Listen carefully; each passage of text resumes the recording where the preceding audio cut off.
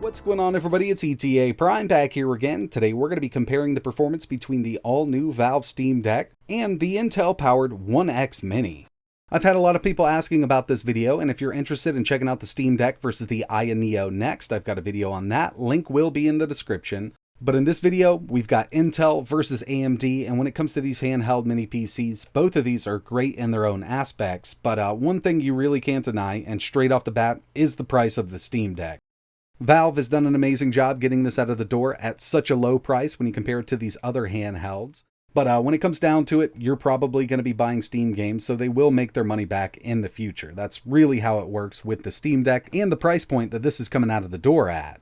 Let's go ahead and get the specs out of the way. For the ONEXPLAYER Mini, this is powered by an Intel 1195G7 Tiger Lake CPU. We've got 4 cores and 8 threads, a base clock of 2.9 GHz, and a turbo up to 5 GHz on this little handheld. When it comes to the built-in iGPU, the ONEXPLAYER Mini is rocking the Intel Iris Xe graphic, and this is the one with 96 execution units, and it's clocked up to 1.4 GHz, so we do get a little more out of this versus something like the 1165G7. We've also got 16 gigabytes of LPDDR4 running at 4,267 MHz, a 7-inch 1080p display, and this runs Windows 11 right out of the box, but you could always install Linux if you wanted to.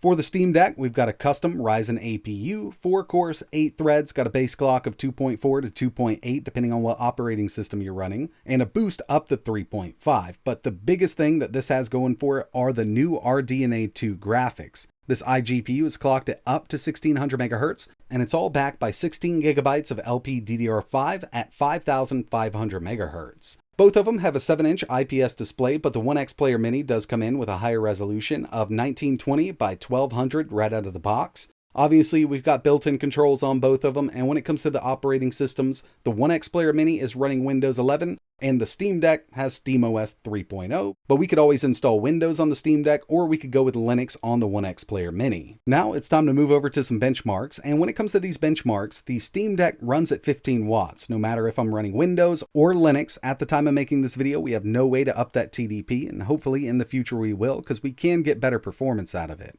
But when it comes to the ONEXPLAYER Mini, out of the box, it's at 15 watts, but we have a turbo button on this unit to take it up to 28, and it really helps out, but you're definitely going to kill that battery a lot quicker running it at 28 watts as opposed to 15. So the first benchmark here is Geekbench 5. At the very top, we have the Steam Deck. We got a single core of 823, multi 3817. On the ONEXPLAYER Mini at 15 watts, single core 1600, multi 4310. I also tested this at 28 watts, and as you can see, it does up it on the single and multi. But even at 15 watts, this does outperform the CPU in the Steam Deck. But what about the GPU? Like I mentioned, that's really what the Steam Deck has going for it when it comes to performance.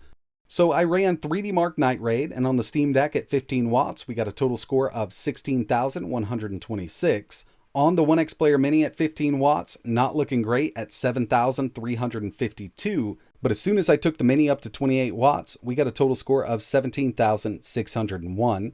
And when it comes to the individual scores, like the graphics score and the CPU score, you can see that the ONEXPLAYER definitely came ahead on CPU.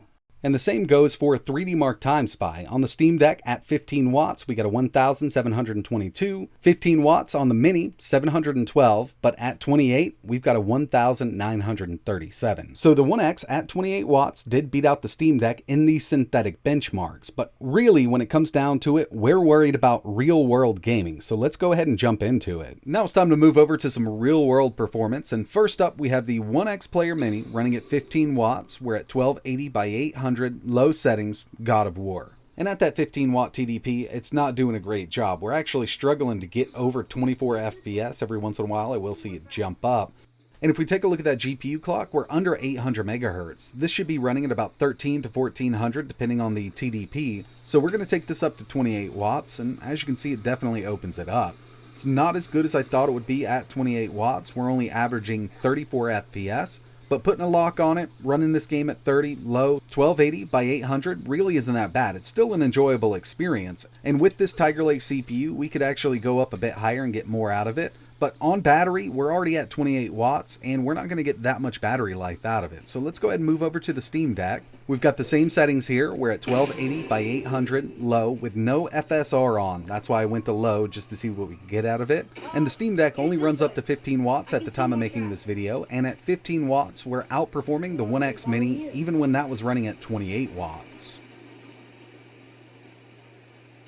Moving over to The Witcher 3, here we have the ONEXPLAYER Mini, 15 watts, 1280 by 800, low settings again, and I can average 48 FPS with this game here at 15 watts. But this is one of those games that really does take advantage of those higher core clocks on the CPU and GPU, so taking this up to 28 watts really opens it up, and it's going to be no issue at all to lock the VSync on here and run it at 60 all day. At 28 watts on the One X Mini with that 1195 G7, we can average 74 FPS.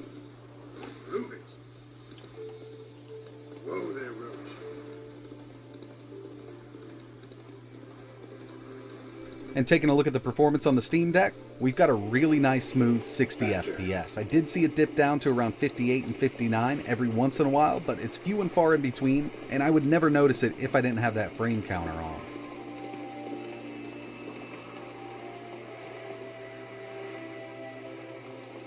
Go.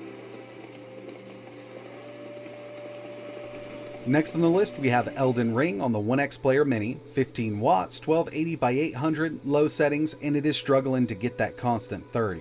It will jump up there, but it does go down. I've seen it go as low as 24 FPS while walking around the world here. So at 15 watts, it's not doing a great job, but again, we can take this up, so let's go up to 28 watts and see how it performs. So I'm actually getting better performance at 28 watts on the One X Mini than I do on the Steam Deck.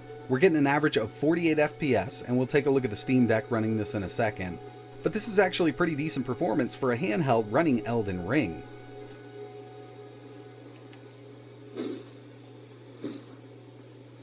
And here it is running on the Steam Deck. We've got the same settings, 1280 by 800, low, no FSR yet. I want to show you that in a second. We can average around 41 FPS. Really not that bad, and from the settings, we can always lock any of these games at 30 or 60 FPS. Locking this at 30 will save you some battery life, and it's going to run at 30 really well.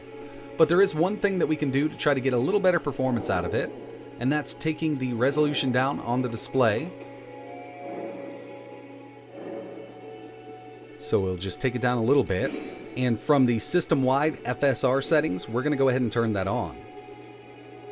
So we'll turn this on system-wide here, and you know, I was actually expecting to get a little more out of it, because when it's set up like this with that system-wide FSR on, we're only getting an average of 43. So this is one of those games that, you know, 60 FPS on the Steam Deck is definitely out of the question, at least right now the way everything's set up.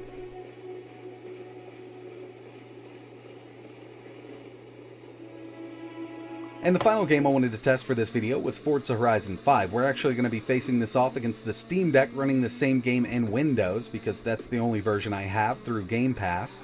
But as you can see, at 15 watts, the Steam Deck isn't doing too bad, but we do get some dips, and they do go pretty low. But we can open this game up here at 28 watts. Really great performance. We're getting an average of 78 FPS on the ONEXPLAYER Mini at 28 watts. Again, same exact settings, 1280 by 800, low, fully playable like this. So like I mentioned, I will be testing this game in Windows with the Steam Deck, and it really comes down to me only owning the Windows version of this game. I never bought it on Steam. So let's move over there now. So unfortunately, we have no way to up the TDP just yet on the Steam Deck. When we do, I will be doing some tests at around 20 watts. I think we can definitely open it up. But running at 15 watts, actually around 16 in Windows with the Steam Deck, Forza Horizon 5, 1280 by 800 does outperform the ONEXPLAYER Mini, even when that unit's running at 28 watts. So overall, it's really hard to deny the performance and the price point of the Steam Deck. Now, in some cases, the ONEXPLAYER Mini can outperform the Steam Deck once you take that TDP up. But at 15 watts, the Steam Deck is coming ahead, and it really comes down to that new APU, those built-in RDNA 2 graphics. Now, I'm sure in the future we're going to see some Ryzen 6000 powered handhelds. I think there are a few in the works, like with the 6800U, and I'm sure some of those handhelds are going to beat out the Steam Deck in performance, but the big question is the price point on those. They're definitely going to be more expensive than the Steam Deck because these smaller companies just can't throw a handheld out for the price point that Valve has. When it comes down to it, Valve is definitely going to be losing money on the Steam Deck hardware, but they'll make up for it when you buy more Steam games, and that's how they're able to put this out at a really awesome price point. But that's going to wrap it up for this one. I really appreciate you watching. If you're interested in checking out the Steam Deck versus the Aya Neo Next, I did make a video on that. I'll leave a link in the description. And if you're interested in seeing videos like this in the future, make sure you hit that subscribe button and turn notifications on so you know when I post the next one. And like always, thanks for watching.